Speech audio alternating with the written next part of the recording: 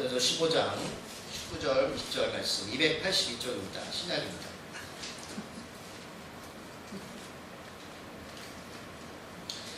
오늘 이 본문을 가지고 금요일날 잠깐 설명을 해드렸기 때문에 금요일 오신 분들은 오늘 내용에 대해서 좀 아실 겁니다. 고린도전서 15장 19절 20절 말씀 282쪽입니다. 찾으셨습니까?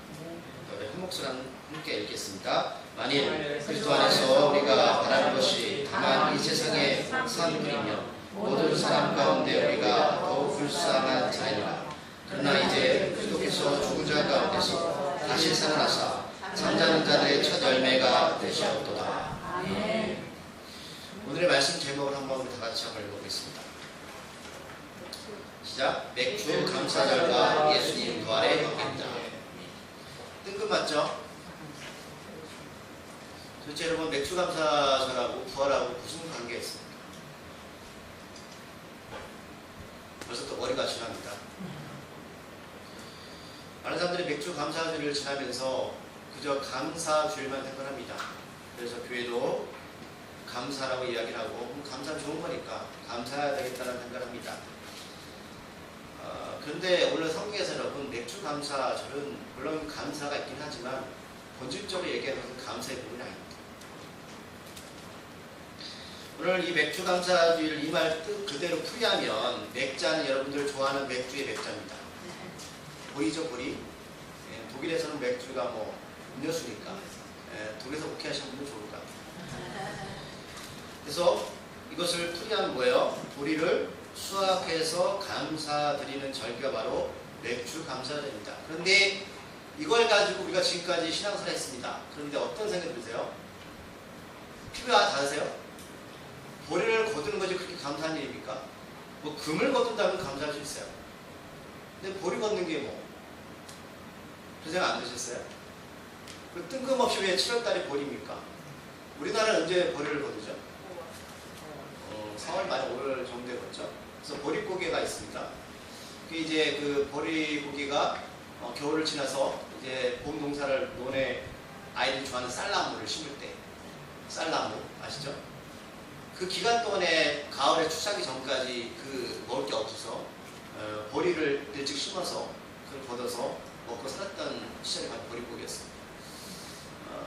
그러니까 우리는 뭐 4월달 5월달 지난 보리고개 하면 그래도 이해가 가는데 7월달 뜬금없이 맥주 감사주의를 지낸다고 하니까 교회에 산다고 하니까 동참은 하는데 몰라요. 저는 그래 개인적으로 별로 이렇게 마음에 닿은 적이 별로 없었어요.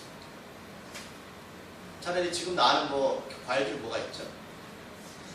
수박? 수박줄 이런 거 좀 수박 감사주의 그러면 수박을 이렇게 같이 나누면서 할 수 있을 텐데 그럼 또 그런 분이 계실 거예요. 아 이거 맥주절은 그럼 유대인의 절기 아니냐. 이 사람들 7월달에 이거 지내지 않습니다. 네. 오늘 본문 제목도 맥주 감사절과 예수님의 부활을 이야기하고 있으니까 더 이렇게 이야기가 어려울 수 있습니다. 그런데 오늘 이 이야기는 이 절기는 주님의 부활의 구원과 관련이 있다는 겁니다.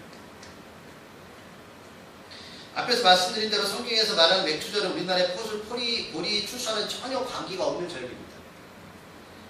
유대인들이 구약 때부터 지켰던 절기가 어떤 절기냐면 이 맥주절하고 관련했던 절기는 초실절입니다. 초실절. 들어보셨어요? 초실절? 금요일 들어보셨죠? 이 초자가 여러분 총 어떤 뜻이냐면 초자 할 때 초자입니다. 초자가 뭐예요? 뭘 첨하는 사람이 초자라는 뜻인데 이게 제가 국어사 찾아보니까 단어가 있더라고요. 이 초자라는 말이 있어요.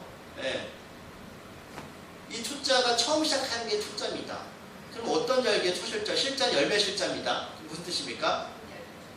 처음으로 열매를 드리는 절기가 초실절입니다. 그러니까 이 맥주절하고 초실절하고 관계가 있는데 이스라엘 백성들이 처음으로 열매를 거둔 것을 가지고 성전에 드렸던 절기가 초실절이라고 불렀습니다.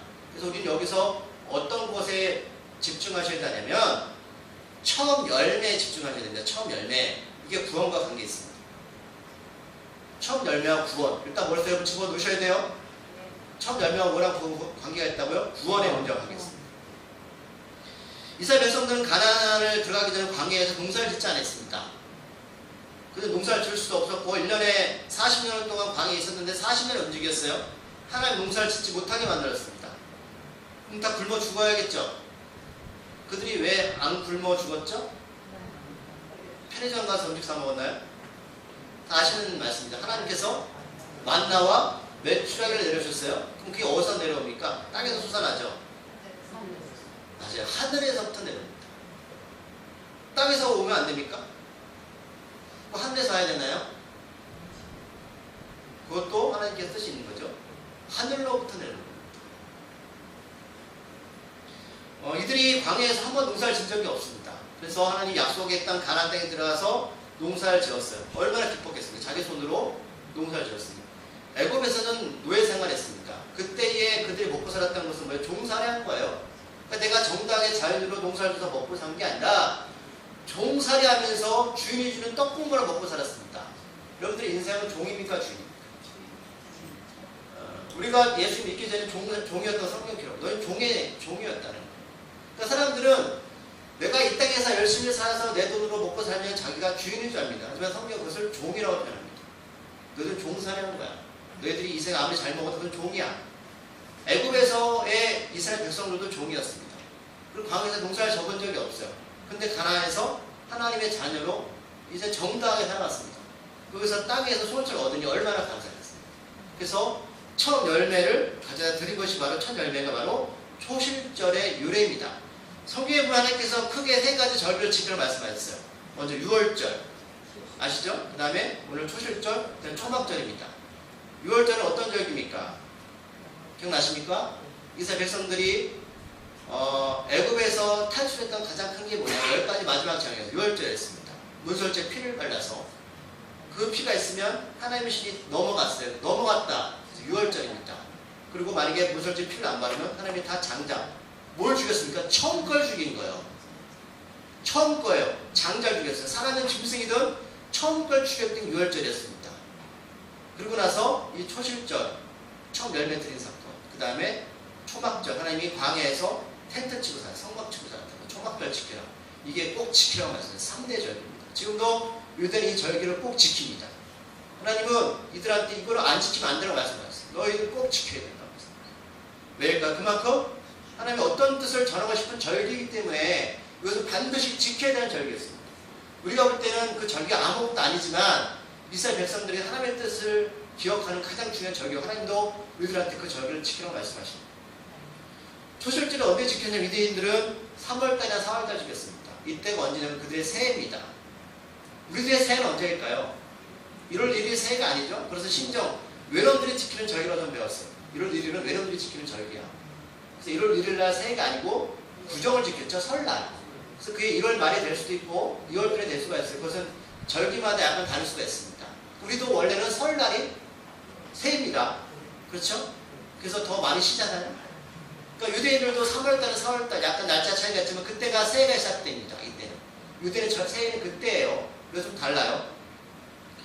새해를 지나고 나서 이 사람들은 초실절이 오는데 열매를 처음으로 거두니 초실절에 이 개념을 가지시고 새해를 지나고 나서 14일이 되는 날 그날 저녁 이들은 뭘 하냐면 6월절 만찬식을 합니다. 6월절을 말씀드렸죠? 기억나시죠? 그 만찬식을 합니다. 그리고 나서 처음으로 돌아오는 토요일 이 유대인들은 토요일이 안식일입니다.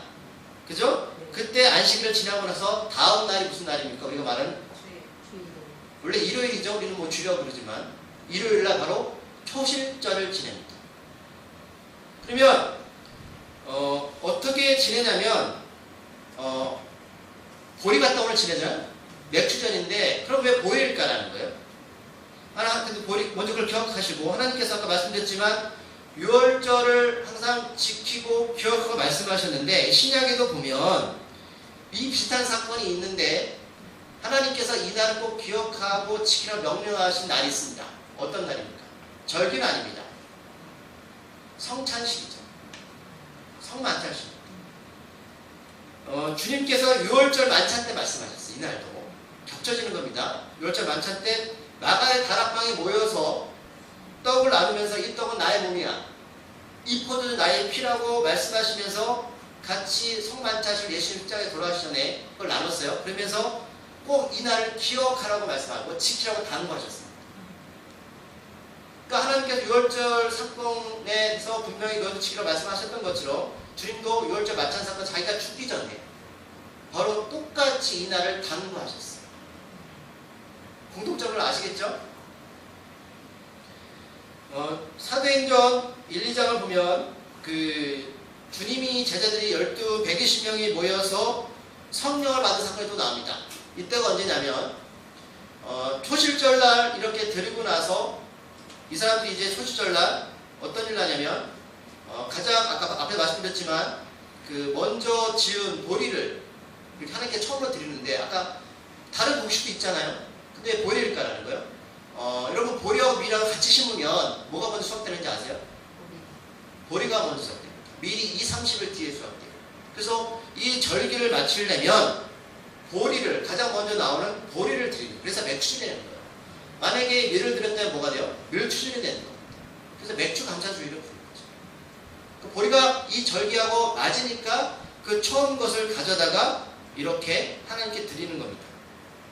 아까 또 앞으로 넘어가면 6월절날 주님은 첫 번째 안식일을 토요일날 지키고 나서 금요일날 십자가 못 박혀 돌아가셨잖아요.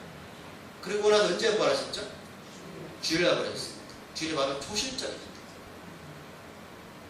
초실절날 예수님이 부활하셨습니다.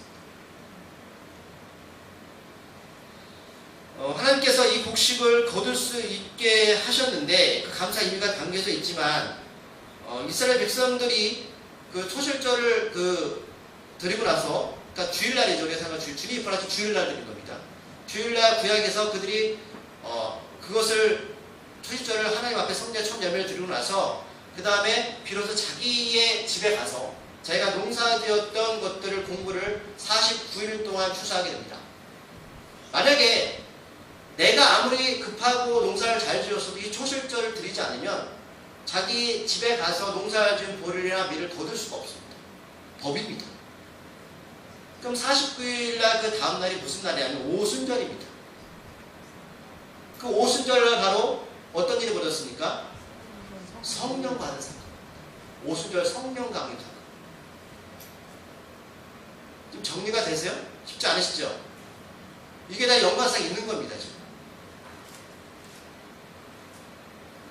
이 초시절 제물로 항상 드려진 것이 바로 보리였기 때문에 맥주라 부르는데 그래서 이를 보리가 성전에 드는 처음 열매의 주인공이 되었습니다. 그래서 우리가 구약에서는 이스라엘 백성들이 이 날을 하나님께 드리는 처음 열매를 준 데서 초실절이라고 부르기도 하고 또 우리가 지금 예배 드리고 있는 보리 맥주를 줘서 보리를 드렸다 해서 맥주절이라고 부릅니다. 초실절과 맥주절은 같은 날입니다. 같은 날이에요. 그래서 초실절은 하나님께 성전에서 드렸기 때문에 종교적인 개념으로 우리가 절기로 사용할 수 있고 맥주절은 농사진 입장에서 보리를 드렸기 때문에 같은 날로 볼 수 있는 거예요. 그러니까 초실절과 맥주절은 같은 이유입니다. 그런 것도 기억하셔야 돼요. 그렇게 오늘 제가 말씀드렸지만 이 초실절은 여러분을 감사하기보다는 첫 열매에 관심을 가지셔야 되는 거예요. 감사로 여러분 오늘 맥주 감사 주를 지내시면 안 돼요. 오늘 처음 열매하고 그 절기에 맞췄던 주님의 부활이 바로 연관성이 있기 때문입니다. 이렇게 초실절 예배를 드리고 나서 말씀드린 49일 동안 이렇게 가서 수확을 하고 또 개인적으로는 이 사람들 수확한 거 가지고 어떻게 하냐면 또 하나님께 성전에 나서 처음에는 대표가 드렸어요. 그럼 이제는 개인이 이렇게 수확한 걸 가지고 와서 하나님께 요제를 드립니다. 처음 수확한 거 각 집마다 요제는 어떤 거냐면 하나님께 감사해서 이 예물을 보리랑 밀을 흔들어서 드리는 거예요. 이게 바로 요제입니다. 그래서 50일날 때 된 게 바로 오순절 날입니다. 하나님께 각 가정이 처음 열매로 감사하게 드리고 나서 오순절날 성령이 임하는 겁니다. 의미를 이해하시겠죠? 오순절은 신약에서 성령 역사했던 날인데 이 날은 어떻게 또 빵을 만들어 먹냐면 6월절에는 우리가 기억나시죠? 무교병을 만들어 먹었어요. 무교병은 누룩이 없는 겁니다. 누룩이 없다는 것은 결국 뭐냐면 빵에 누룩이 없는 건 부풀지 않는 거잖아요. 맛이 있을까 없을까요? 없어요. 생명이 없는 겁니다. 누룩이 없는 빵은 가치가 없습니다. 딱딱합니다. 이스라엘 백성들이 광야로 올 때 하나님 빨리 너희들 누룩빵 무교병을 먹어라. 누룩 없는 빵을 먹어라. 왜? 누룩을 놓으면 시간이 걸리잖아요. 그러니까 빨리 그 종살했던 그 심판의 애굽에서 벗어나기 때문에 무교병을 먹게 했어요. 근데 이제 오순절 날은 어떤 빵을 먹냐면 누룩이 있는 빵을 먹었습니다. 누룩은 생명이거든요. 주님이 여러분 자기를 말씀하실 때 요한복음에서 기억나십니까? 자기를 뭐라고 표현했어요? 어떤 떡이라고요? 생명의 떡이다. 나는 생명의 떡이다. 요한복음 6장 35절 예수께서 이르시되 나는 생명의 떡이니 내게 오는 자는 결코 줄이지 아니하리요 나를 믿는 자는 영원히 목마르지 아니하리라. 아멘. 여기서 생명의 떡이 뭐냐? 자기가 바로 유교병이라는 거예요. 오순절날 성령의 역사했던 생명의 떡이라는 거예요. 이 떡이 바로 만나였습니다. 하늘로부터는 떡, 이 떡입니다. 이게 바로 성찬식입니다. 그럼 제가 지금 교회를 갔나오신 분들이나 또 성경을 잘 모르신 분들은 헷갈릴 수가 있는데 여러분 성령의 도움을 받으셔야 됩니다. 이 시간 주님은 우리들한테 이 떡은 너희들 결코 줄이지 않을 것이다. 영원히 목마르지 않을 것이다. 여러분 예수 믿으면 물 안 드시고 밥 안 드셔도 배 안 고프고 목 안 마르죠. 어떤 건 영적인 거죠. 여러분 사람들은 영적인 것 때문에 목마른 거예요. 여러분 막 배부르면 행복하지만 행복이 영원합니까? 내가 항상 좋은 음식 먹고 항상 좋은 어떤 음료수를 마시면 항상 기쁘고 항상 그러시죠? 아니에요. 너희도 이 땅에서 먹는 그 떡은 너를 망정시킬 수 없다는 거예요. 내가 바로 그 생명의 떡이야. 요한복음에 말씀하셨죠? 그래서 주님은 도하 성찬하시고 광야에서 생명의 만나를 우리에게 허락하신 게 바로 오순절날 성령입니다. 그럼 왜 우리가 진짜 살면서 우리 육을 갖고 있기 때문에 왜 여전히 우리 안에 목마르고 줄일까라는 거예요. 우리 안에 성령께서 움직이셨기 때문에. 6월절에는 누룩이 없는 무교병을 먹었지만 이제는 오순절 날에는 뭐예요? 누룩이 있는 생명이 있는 살아있는 떡을 먹는 거예요. 이게 다 이유가 있다는 것이죠. 그럼 성령이 뭐냐? 우리가 사도행전 2장 38절 제가 몇 번 말씀드렸어요. 베드로가 이르되 너희가 회개하여 각각 예수 그리스도의 이름으로 세례를 받고 죄사함을 받으라. 그리하면 성령의 선물을 받으니 생명의 떡을 받는 그 증거가 바로 처음 열매를 들은 초실적부터 시작해서 50일째 되는 오순절날 성령으로 받는 그 날로 마무리가 되는 겁니다. 그런데 그 마무리의 핵심은 바로 우리 안에 회개의 능력이 나타나는 거죠. 죄사함을 받는 게 바로 초실절과 오순절의 과정이라는 거예요. 본문 말씀 고린도전서 15장 20절 말씀 읽었잖아요. 그럼 다 같이 다시 한번 읽어볼까요? 시작. 그러나 이제 그리스도께서 죽은 자 가운데서 다시 살아나사 잠자는 자들의 첫 열매가 되셨도다. 아멘. 오늘 바울 선생님이 예수님의 부활을 말씀하시면서 왜 첫 열매를 표현할 수 있었을까요? 제가 설명드린 그것 때문이에요. 바울 선생님은 구약의 통달한 사람입니다. 우리가 이 내용을 모르고 이 첫 열매의 내용을 모르면 왜 바울 선생님이 첫 열매를 썼는지 몰라요. 근데 오늘 바울 선생님은 하나님께서 초실절을 통해서 첫 열매를 드렸던 그 사건이 바로 우리들한테 주님이 첫 열매가 됐던 사건과 연관이 있음을 말씀하고 있는 거예요. 주님이 언제 부활하셨다고요? 초실절날 부활하셨습니다. 이게 우연입니까? 오늘 주님께서는 바울 선생님 통해서 죽은 자 가운데서 다시 살아나서 잠자는 자들, 오늘도 죽음을 뭐라고 표현하고 있어요? 잠자는 자들이라고 표현하고 있습니다. 왜요? 주님이 우리의 첫 열매가 되셨기 때문에 우리는 죽는 게 아니라는 거예요. 우리는 다 잠자는 거야 라고 규정하고 있습니다. 그러니까 우리가 성경을 알아야 되는 이유가 여기 있는 거예요. 이걸 읽으면서 왜 첫 열매일까? 왜 바울 선생님은 첫 열매를 이 단어를 사용하셨는지를 모르고 이 말씀을 읽으면 의미를 모르고 그에게 있는 이 초실절, 맥주절 왜 하나님께서 왜 절기를 지키라 하셨고 왜 절기를 철저하게 지키면서 오순절까지 오게 하셨는지에 대해서 이해를 못하면 성령을 왜 받아야 되는지 내가 어떻게 부활해야 되는지에 대해서 이해하지 못한 채 단어로만 인식하고 살아가니 내 안에 구원의 생명에 대해서 가치 있게 살아가지 못하고 신앙이 그저 추상적으로 흘러갈 수밖에 없다는 겁니다. 더 자세하게 말씀드리면 구약에서 초실절의 첫 열매와 애굽에서의 10가지 10가지 재앙 중에 장자 죽음 말씀드렸죠? 첫 장자 죽음, 첫 자녀, 첫 짐승, 이게 히브리어 같은 단어입니다. 첫 열매를 히브리어로 비쿠르라고 부르고요. 장자의 죽음을 마카트 부코로트라고 부르는데, 여기서 단어를 찾으면 첫 열매, 첫 장자가 나오잖아요. 첫 것. 이 같은 단어입니다. 첫. 어떻게 단어를 사용했을까요? 그런 첫이라는 단어가 하나님 입장에서는 주님의 부활을 예언하시기 위해서 애굽에서 10가지 정도의 첫 장자를 죽인 거고, 또 초실자 첫 열매를 드리는 영광스러운 우리에게 여기서 예언하시고 말씀하시는 장면이라는 거예요. 그러니까 애굽에서 노예에서 마지막 10가지 재앙 중에 첫 장자 죽음이 그냥 우연하게 일어난 것이 아니에요. 이 첫 장자의 죽음 때문에 결국 애굽을 다스렸던 바로의 첫 아들이 죽었거든요. 장자. 그래서 그들이 탈출했던 겁니다. 끝까지 버텼죠. 바로가 9가지 재앙까지 버텼어요. 그러나 첫 장자가 죽음으로 말미암아 이스라엘 백성들을 탈출시켜준 거예요. 우리가 거기서 성경 말씀 배웠지만 장자가 얼마나 중요한지 말씀드렸잖아요. 모든 게 하나님은 장자권으로 오는 거예요. 애국과 에서 관계도 그거예요. 에서가 파출하기 때문에 장자 팔아먹었잖아요. 우리가 요다 다말 이야기 아시죠? 장자에서 자녀가 나야 되는데 그 다말이 자기가 창녀까지 하면서 장자권을 이어가려고 한 거예요. 그 장자가 결국 누가 되신 겁니까? 위에 예수님이 되신 거예요. 첫 열매라는 거예요. 그게 바로 오늘 초심절입니다. 금요일에 예수님이 돌아가시고 다음날 토요일은 6월절을 지냈고, 그리고 3일째 되는 절기의 초실절에 주님이 부활하셨습니다. 그때 이스라엘 백성들은 무엇을 했을까요? 아침에 동이 트자마자 첫 열매를 거두어서 가서 볼을 거두어서 하나님 앞에 성전에 드릴 때, 그때 마리아와 여자들은 어디로 찾아갔습니까? 무덤으로 찾아갔어요. 모두 다 절기를 지키려고 우왕장할 때에 마리아와 여자들은요, 초시절 돼서 우리 열매 되신 예수님을 찾아간 겁니다. 그런데 예수님이 어떻게요? 그날 부활하셨어요. 주님께서 죽음을 이기시고 첫 열매의 부활의 주인공이 되셨습니다. 이게 연결되십니까? 의미가?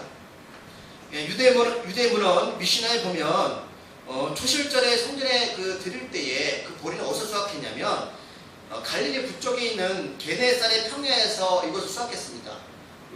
이 지역 원래 예루살렘에 성전이 있잖아요. 근데 왜 예루살렘의 성전에서 보리를 수확하지 않고 북쪽에 있는 게네사렛 평야에서 이것을 수확했을까? 왜냐하면 예루살렘은 해발이 800m 높은 곳에 있어요. 여러분 추우면은 그 곡식을 일찍 걷어요, 늦게 걷어요? 늦게 걷어요. 그래서 그 평야지대에 가서 늦게 걷을 때 절기를 마치고 거기서 보리를 가져다가 하나님께 첫 초실절을 드려야 되는 거예요. 예루살렘은 고지가 높아서 보리가 수확이 안 됩니다. 그런데 이 모든 부분, 하나님의 부분적인 부분이 전체를 커버하는 거잖아요. 왜 이 말씀 드리냐면 이 게네사렛의 평야가 주님께서 활동하신 적이 어디냐면 가버나움, 고라신, 베사다 지역입니다. 이 삼각지대를 이렇게 연결해 준 게 바로 게네사렛 평야예요. 근데 성경에서 주님께서 이 세 지역에서 게네사렛 평야 주변 세 지역에서 주로 활동을 복음을 전하시는데, 그런데 이렇게 복음을 전했던 주님께서 뭐라고 말씀하시는지 아세요? 마태복음 11장 20절 24절 말씀 찾아보겠습니다. 그러니까 초실절에 쓰였던 그 볼을 처음 거두는 게네사렛 평야 지역에 연결했던 세 지역, 가버나움, 고라신, 베사다 지역이 있는데 이곳에 주님이 주로 복음을 전하셨거든요. 근데 마태복음 11장 20절 24절에 보면 주님께서 언급하시는 장면이 나옵니다. 마태복음 11장 20절 24절까지 말씀 찾았습니까? 네. 자, 17절 한 절씩 읽습니다. 한 절씩 읽겠습니다. 20절입니다. 예수께서 권능을 가장 많이 행하신 골들이 회개하지 아니하고 그때에 책명하시되 너희에게 행한 모든 권능을 두루와 그들이 벌써 배울 수 있고 회개하지 않았습니다. 내가 너희에게 이르노니 심판날에 두루와 시돈이 너희보다 견디기 쉬우리라. 아버나 너희가 한 절에 갈 때 속관이나 너희에게까지 가자지라. 미래의 모든 권능을 수주에서 행하였다면 성령이 원자를 가르치리라. 24절 같이 갔습니다. 내가 너희에게 이르노니 심판날에 소돔 땅이 너보다 견디기 쉬우리라 하시니라. 아멘. 오늘 세 지역에 하나님께서 다 지명을 말씀하시죠. 가보나움, 고라신, 벳세다. 이게 처음으로 첫 예배를 드리는 보리를 거뒀던 게네살의 평야 지역이 연결시키는 지역이고 주님 거기서 주로 사용하시는데 그 지역을 주님이 뭐라고 말씀하시는 거예요? 그 땅이 소돔과 두로와 시돈보다 심판 때 견디기 쉽다는 거예요. 왜 이 편을 쓰신 겁니까? 자, 20절에 뭐라고 말씀하세요? 내가 그 지역에서 가장 권능을 많이 행했다는. 그런데 그들이 어떻게 해요? 회개자냐. 성령을 가질 때 가장 첫 번째 조건이 뭡니까? 회개입니다. 자, 주님의 복음이 선포된 많은 지역에서 도리어 그들이 회개치 않아요. 그러니까 이 말씀을 보면서 우리가 소설적으로 한번 여러분 비교를 해보세요. 이 지역에서 가장 많이 일을 하셨고 거기서 보리를 처음으로 가져다가 하나님께 첫 열매가 되셨는데 성례 드렸는데 도리어 그들이 회개는 없어. 저는 보면서 뭘 느꼈냐면 이게 우리의 교회 현실입니다. 주님의 권능이 임하고 복음이 선포되는 그 자리에 많은 사람이 회개 역사가 일어나야 되는데 도리어 회개치 않냐고 성령의 능이 나타나지 않아요. 도리어 많은 사람들이 말씀을 많이 듣고 교회 나온다고 하고 예배를 드리는데 우리 안에 회개하는 능력이 나타나지 않는 거예요. 너희들은 심판 날에 소돔보다 더 어려울 거예요. 소돔은 불과 유황으로 심판받았죠. 그보다도 어렵다고 우리가 심판을 받으면 어떻게 고통을 느끼겠어요. 그리고 여러분 아시겠지만 원래 이스라엘 백성들 12지파가 광야로 왔잖아요. 그 중에 하나님은 야곱의 셋째 절 레위만 성막에 쓰시죠. 무슨 뜻입니까? 너희들 12지파는 내 거라는 거예요. 오늘 성례절 소실절처럼 첫 열매를 드리지만 다 하나님 거예요. 원래는 그 곡식들이. 그러나 그리고 너희들 내가 광야에서 내가 애굽에서 구해냈지. 다 너희들 내 거야. 그 레위만 쓰는 게 뭐예요? 그 레위만 하나님 겁니까? 그건 아니에요. 그 일부분을 쓰심으로 전부를 하나님 거라고 상징적으로 말씀하시는 겁니다. 이것도 11조의 개념입니다. 여러분 신약에 11조 없습니다. 헌금대로 말씀드리는 게 아니에요. 여러분 11조 안 들어도 돼요. 제가 더 강조하죠. 저 강합니다.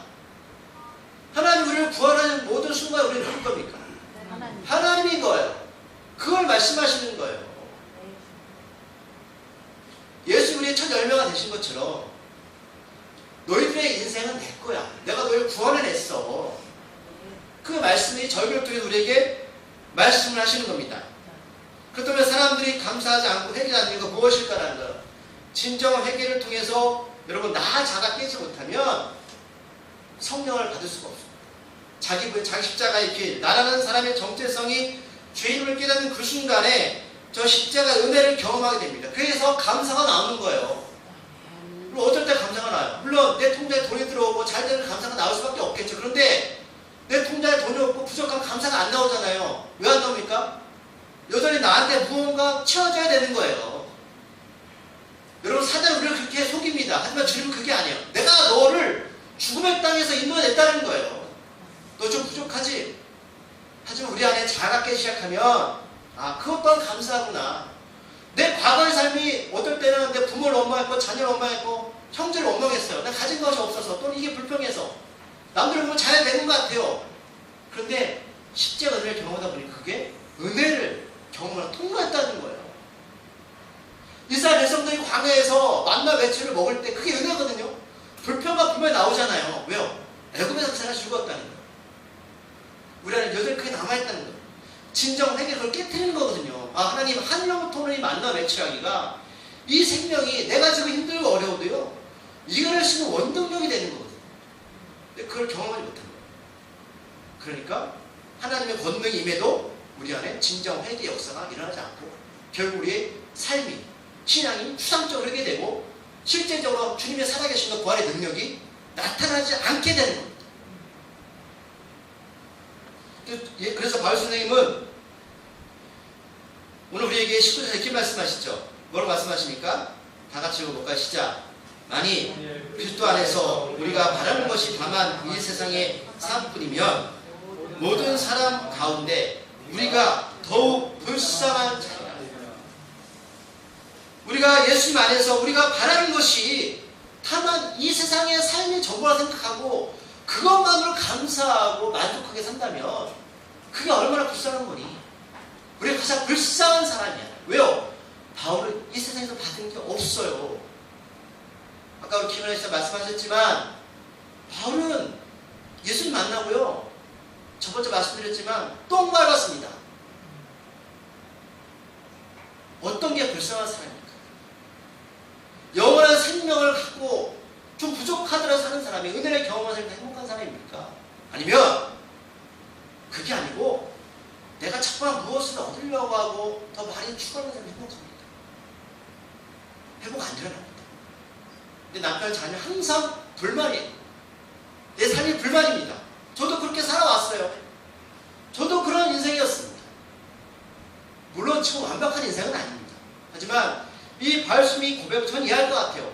이 세상의 삶이 전부라고 생각하는 사람들과 다르게 우리는 이 세상의 삶이 전부가 아니기 때문에 오늘 감사할 수 있는 거 아니겠습니까? 마지막에는 죽음 앞에서 두려움 가운데 사는 사람들은 이 세상의 전부라고 생각하는 사람입니다. 얼마나 안타깝겠습니까? 내가 모아두었던 거, 내가 성공했던 거, 저거 관심 없어요. 예수 우리들의 첫 열매, 부활의 주인공이 되셨고 우리들도 그 부활의 잔치에 참여할 수 있는 믿음만 있다면 이 세상의 삶이 전부가 아니기에 땅에 집착하는 사람들이 아니라 저 하나님 나라에 썩지 않는 재물을 쌓아두는 사람이 될 수 있습니다. 그래서 헌금도 드리는 거고요. 사명도 목숨 바쳐 감당합니다. 아닙니까? 그리고 저 세상에 삶이 없다면 뭘 헌금 드리고 봉사하십니까? 의미 있습니까? 직분 받는 게 의미 있어요? 없습니다. 목사가 뭔 의미 있습니까? 바울 선생님은 빌립보서 4장 11절 13절에서 우리들한테 저희들한테 구원받고 부활의 확신이 있는 사람들한테 너희들 삶의 의미가 무엇인지를 정확히 말씀하십니다. 빌립보서 4장 11절 13절 말씀 구약독서 322쪽에 기록됐습니다. 빌립보서 4장 11절 13절 말씀 322쪽 신약입니다. 찾으셨습니까? 4장 11절부터 13절까지 말씀을 여러분들 바울의 입장에서 한번 읽어보겠습니다. 시작. 내가 궁핍함으로 말하는 것이 아니라 어떠한 형편이든지 나는 자족하기를 배웠느니 나는 비천에 처할 줄도 알고 풍부에 처할 줄도 알아. 모든 일, 곧 배부름과 배고픔과 풍부와 궁핍에도 처할 줄 아는 일체의 비결을 배우느라. 내게 능력 주신 자 안에서 내가 모든 것을 할 수 있느니라. 아멘. 원래 이 바울의 고백은 내가 주님 안에서 뭐 사업을 했더니 성공했다, 능력 주셨다 이게 말씀하시는 게 아니라 지금 바울은 복음을 전하다가 궁핍도 청했고요. 어떤 비천에 처할 줄도 알고 풍부에 처할 줄도 알았고 배고픔도 처할 줄 알았고 배부름도 처할 줄 알았다는 거예요. 그러나 이 모든 자족함을 배웠다. 왜요? 주님 안에서 이 능력 주신 거예요. 구원받고 부활의 능력을 경험한 사람은 자족을 알게 되는 겁니다. 내 남편이 내 아내가 우리 가정 우리 교회가 자족한 거예요. 왜요? 복음 때문에. 복음 때문에 나는 이 세상에서 만족하지 않아. 나는 주님이 어떻게 살아야 되는지를 나한테 알려주셨어. 그래서 나는 주님 안에서 이 능력을 발휘하는 거야. 그리고 어떤 능력을 받길 원하십니까? 여러분 기도하시면서 하나님 헌신하면서 어떤 능력을 받길 원하세요? 어떤 기도를 하십니까? 복음 때문에 복음을 전하다가 이렇게 살아왔다는 거예요. 그래서 나는 만족해. 말씀을 정리합니다. 구약에서 보리를 처음 수확하는 맥추절 그리고 그 첫 열매를 성전의 주일에 가지고 와 드렸던 초실절은 같은 의미입니다.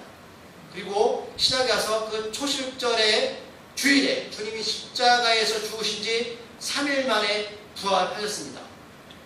우리들은 이날을 유대인들의 지키는 초실절이 아니라 지금 부활절로 지킵니다. 그래서 부활절은 초실절과 같은 3, 4월달에 있을 수밖에 없겠죠. 그렇게 절기가 중복되어서 좀 늦지만 교회의 역사 흐름에 대해서 중복이 되니까 7월달, 6월달을 마감하면서 7월 첫 주에 그 감사임으로 맥추 감사 주일로 지키게 되었습니다. 구약의 초실절, 맥추절도 출사하기 전 먼저 성전에서 하나님께 첫 열매를 감사함으로 드렸던 것처럼 우리들도 1년의 반을 하나님께 지켜주신 것에 대해서 정말로 감사를 드렸으면 좋겠습니다. 가장 감사한 것, 우리를 구원하심이 감사한 것이죠. 그런데 유대인들은 이 초실절에 하나님께만 감사한 것이 아니라 하나님이 주신 이 수확을 가난한 이웃과도 즐겁게 지냈다는 겁니다. 감사가 무엇이냐? 이 나눔을 성경의 근거해서 그들은 폐악법이라고 부릅니다. 이 법이 어떤 뜻이냐면 우리말로 풀이하면 모퉁이법입니다. 왜 모퉁이법이냐? 이스라엘 백성들은 곡식을 추수하면 모퉁이에 있는 열매들은 그냥 두었습니다. 그리고 추수를 하다가 떨어진 이삭은 그냥 두었습니다. 왜 두었을까요? 어렵고 가난한 사람들이 와서 그것을 가져가라고 그냥 둔 겁니다. 이 표절 같은 맥락입니다. 같은 절기를 지키면서 하나님 명령하셨어요. 그래서 레위기 22장 23장 22절에 보면 이런 말씀이 있습니다. 너희 땅에 곡물을 벨 때에 밭 모퉁이까지 다 벨지 말며 떨어진 것을 줍지 말며 그것을 가난한 자와 거류민을 위하여 남겨두라. 나는 너희의 하나님 여호와니라.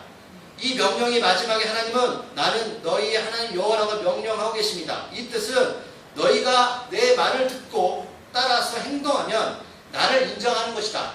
그리고 너희들이 가난한 자를 보살피면 나는 너희의 삶을 책임지겠다는 뜻입니다. 맥주절은 단순하게 하나님 부활에 감사하고 또 우리만 감사하자는 게 하나님께서는 너희만 감사하지 마라. 이웃과 나누라고 말씀하십니다. 가난한 자들이 우리의 밭에서 공부를 취하려면 누구의 동사가 잘 되어야 됩니까?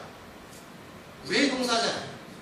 그 동사를 주관하시는 하나님께서 너희가 소외되고 있는 자를 책임지면 내가 너희 논의 밭에 햇빛과 바람과 비를 허락하셔서 풍부하게 추수를 보장하겠다는 하나님의 의지입니다. 나눔이 도리어 우리에게 복입니다. 우리들의 손길을 통해서 누군가가 살아가는 소망을 준다면 우리들의 삶을 하나님께서 100% 책임지시겠다는 것이 바로 초실절의 맥주절의 의미입니다. 그래서 우리들이 더 많은 것을 선교하고 동역자가 되는 것이 우리가 잘 사는 비결입니다. 오늘 11시에 배울 제가 운영회 모입니다. 정교회 수련회 저희가 민원을 할 건데 어떤 일을 할 거냐면 아시겠지만 저희도 더 어려운 교회에 가서 저희들이 경로 잔치를 해주려고 합니다. 다른 교회 보면 웃을 일이죠. 야, 니네도 개척교회야. 저도 망설였거든요. 근데 제가 말씀을 준비하면서 이 망설임이 하나님 뜻이 아니었습니다. 아, 우리 무항중학교의 식구들이 복을 받으려면 이 모퉁이법을 우리가 먼저 해야 되겠구나 라는 확신이 들었습니다. 그래서 우리가 경로잔치를 해주려고 오늘 회의를 할 겁니다. 저는 여러분들이 복받기를 바라기에 일을 행하는 겁니다. 지금까지 1년 6개월 동안 하나님께서 우리 가정과 우리 교회를 지켜줬습니다. 성도분들이 복받지 못하면 교회도 존재할 수 없습니다. 그러기에 우리들은 남을 도와준다는 의미도 있지만 저는 솔직하게 우리가 복받으려고 도와줍니다. 주님 아실 겁니다. 6개월 동안 지켜주신 하나님께 정말 감사드리고요. 여러분들 초실절 맥주의 의미를 정확하게 이제는 정리하셔서 이날이 어떤 일인들 우리가 신앙 안에서 개념을 파악하시고 진심 어리게 하나님께 감사드리시기 바랍니다. 기도하시겠습니다. 하나님, 우리가요 정말로 이날을 우리의 믿음 안에서 감사하기를 소망합니다. 이 땅에서 죽을 수밖에 없었던 저희들을 예수님은 첫 열매가 되셨고 하나님은 구약 때부터 구원 역사의 계획을 통해서 절기를 통해서 신약까지 또 지금까지 오셨습니다. 얼마나 놀라운 사실입니까? 하나님은 자신의 계획대로 움직이시고 지금도 그 일을 행하십니다. 아버지, 우리 교회 모든 식구들이 가족들이 하나님 안에서 복받기를 원합니다. 우리가 개척교회이고 쉽진 않지만 더 많은 곳에 선교하고 더 많은 곳에 우리의 사랑을 나누기를 소망합니다. 우리가 이날에 나만 감사하고 우리 가족만 지켜주셨고 우리 교회만 지켜줬으니 감사합니다라고 고백하는 교회가 아니라 하나님, 이 사랑을 저 소외되고 힘든 곳에 흘려보내는 하나님이 귀한 자녀들이 되기를 소망합니다. 우리에게 그 믿음을 은혜를 허락하여 주시옵소서. 예수님의 이름으로 기도드립니다. 아멘.